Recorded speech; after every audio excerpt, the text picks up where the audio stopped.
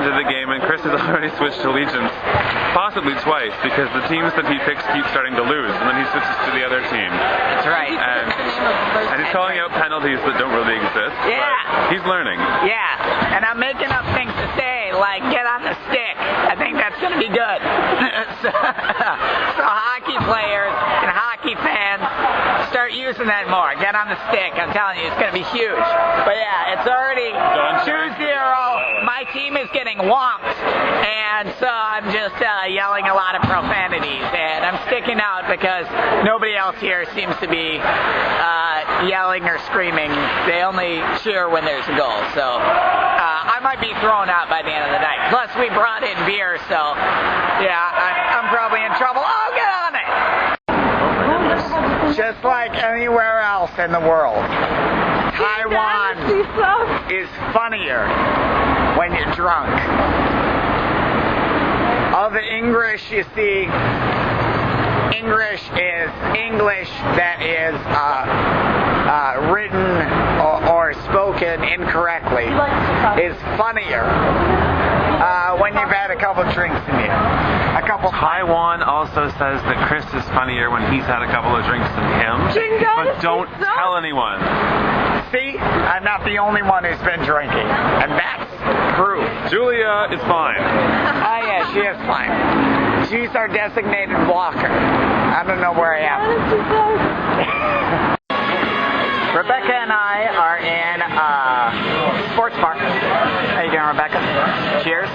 She got the large, and I got the large. I don't understand it either.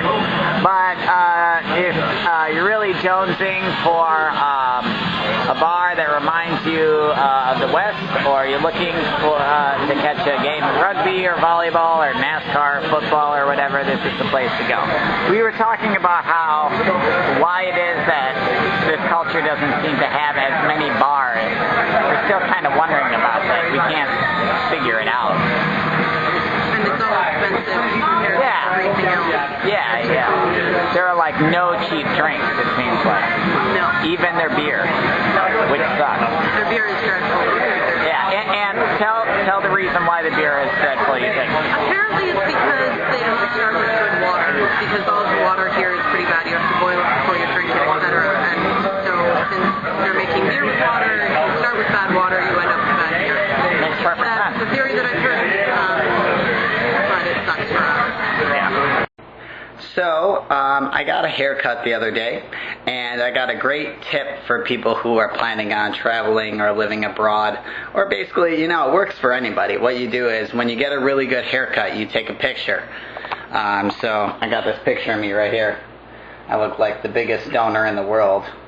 I look like I just took a toke on like a 6-foot bong. Look at this. I look so out of my mind.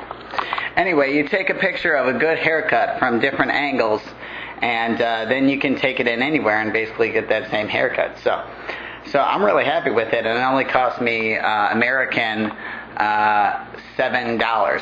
So $7 US. Not bad. So I went shopping the other night, and I just wanted to show you this. I think this is a really good system. I went to a little hole-in-the-wall place that only sells jeans, and they sell them for really reasonable prices, about 800 to 1200 NT. And I picked out a style I liked, and they found the right waist size for me, and these are the jeans I got. They cost me about 1000 NT, but they were too long, and they didn't fit me right in like the legs and the thigh area. And so what they did is they just tailored it right on the spot at no extra charge. And so I don't even know where they sewed it up. I guess they must have turned it inside out, cut the seam, and then re-sewn this. And they changed the length. They took about an inch and a half off the length. And now these are like the best pair of jeans I own for $1,000. So if you want cheap, custom-made jeans that are really reasonably priced, 1,000 NT is about $30 US. So it's the best pair of jeans I have, and it's $30 US. So if you're planning on visiting or interested in coming, and you need some jeans, or you want your jeans to just fit right, Taiwan is a place to go. They should have this system in North America too. I don't know why they don't, because it seems like a much smarter system. To give you an example of what the food nightlife is like, it's 1 a.m. right now. It's 1 a.m. and there are still about 8 shops open serving food on the street. And I've heard of people getting food at 4 and 5 a.m. from street vendors. So you can really get food anytime. You will never ever go hungry here. Yeah, it's very good. We're celebrating Halloween. Yes, we're trying to. I'm the only one in a costume, so as you can see. As you can see. Oh yeah, that does not count. That is not on your body. That is not on your body. Okay, alright, this is what I'm working with here. Okay, alright, that counts. That counts. I'll let that go. And on top of it, I've had a little bit to drink, and I don't know if I'm just really drunk, but we're in a dinosaur-themed restaurant, and there are entertainers right in front of us. So I don't really know what's going on. I'm kind of freaking out right now. Okay, I'm supposed to be dressed up as the dude from The Big Lebowski, if you weren't able to. Yeah, if you weren't able to get that. And now I'm not the only person in costume, which makes me feel a little better. We are on our way to an expat bar called The Brass Monkey. And we are going to a costume party where we won't stick out like sore thumbs. Hopefully. Oh God, I hope. We're at the expat bar. Happy Halloween, everybody.